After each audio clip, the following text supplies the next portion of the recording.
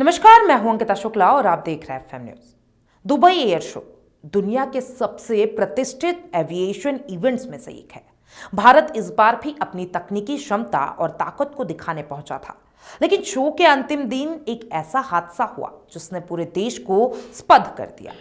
भारतीय वायुसेना का तेजस फाइटर जेट क्रैश हो गया और उस जेट को उड़ाने वाले बहादुर पायलट विंग कमांडर निमान सयाल इस दुनिया को अलविदा कह गए।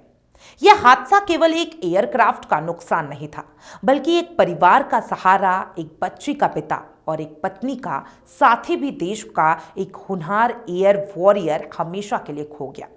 21 नवंबर को दुबई एयर शो का आखिरी दिन था। भारतीय वायुसेना का स्वदेशी लड़ाकू विमान यानी कि तेजस अपनी शक्ति का प्रदर्शन कर रहा था।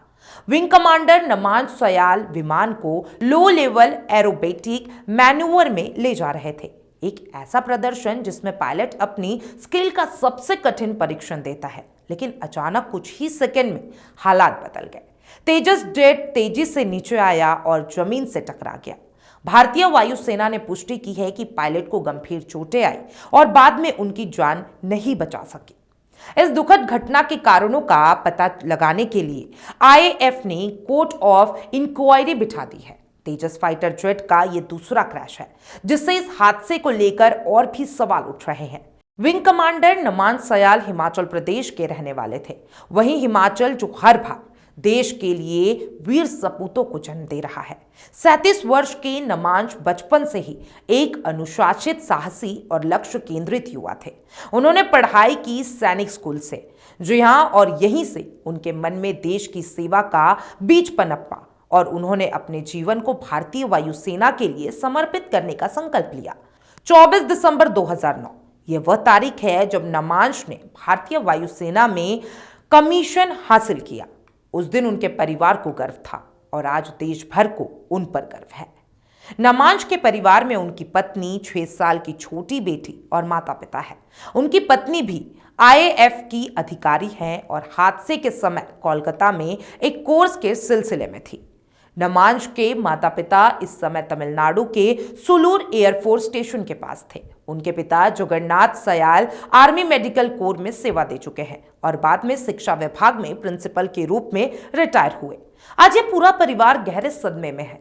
एक जवान बेटी जिसे शायद अभी ये भी नहीं समझ आएगा कि उनके पिता क्यों वापस नहीं लौटेंगे। एक पत्नी जो खुद इस यूनिफॉर्म की कठिनाइयों को जानती है, लेकिन अपने पति की विदाई के लिए कभी तैयार नहीं थी। एक माँ बाप जिसने अपने बेटे को देश के लिए समर्पित किया था, पर इतना बड़ा त्याग नहीं मांगा था। जैसे ही ये खबर कांगड़ा पहुंची, पूरा इलाका शोक में डूब गया।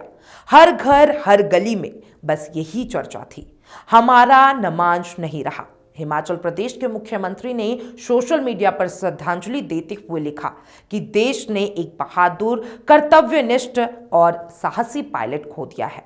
यह सिर्फ एक परिवार की हानि नहीं, बल्कि पूरे देश की क्षति है। तेजस भारत में बना पहला लाइट कॉम्बैट एयरक्राफ्ट है। 2016 में आईएएफ में शामिल होने के बाद इसने कई सफल उड़ानें, अभियानों और प्रदर्शनों में अपनी क्षमता दिखाई है। तेजस भारत की आत्मनिर्भरता का प्रतीक है। लेकिन इस हादसे ने फिर एक बार स्वदेशी विमान की सुरक्षा और तकनीकी जांच पर प्रश्न खड़ा किया है। हालांकि तकनीक और पायलट दोनों ही हर हादसे से सीख लेते हैं।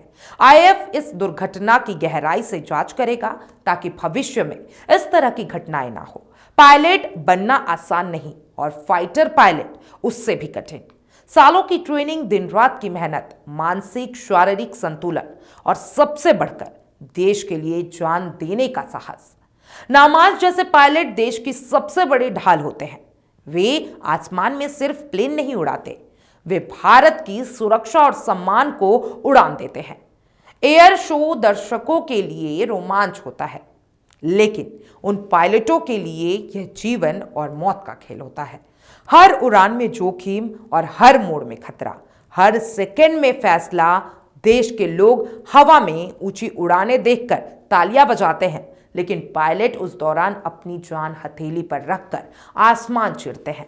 नामान सयाल भी अपनी ड्यूटी निभाते हुए अपने देश का प्रतिनिधित्व करते हुए एक अंतिम उड़ान भर गए।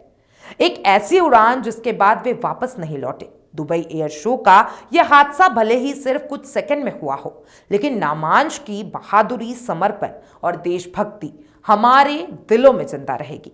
वे केवल एक पायलट नहीं थे, वे एक पिता, एक पति, एक बेटे और एक दोस्त और सबसे बढ़कर एक वीर सैनिक थे। भारत ऐसे वीरों को सलाम करता है और उनका बलिदान कभी व्यर्थ नहीं जाएगा।